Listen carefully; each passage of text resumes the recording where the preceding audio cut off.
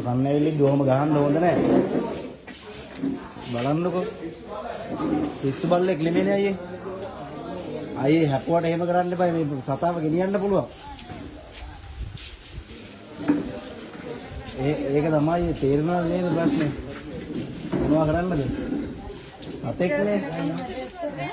අයියෝම කරන්නේ අයියේ. මෙච්චර මේ රටේ මෙච්චර ප්‍රශ්න තියෙද්දි මේ අහිංසක සතාවක ගන්න හොඳ නැහැනේ. ඇයි කොහොම කරන්නේ? අයියේ නෑ කතා කරන්න පොලිසියට මේවා ඉතින් මේ මිනිස්සෙක් උනත් මරන්න පුළුවන් මෙහෙම ගහලා.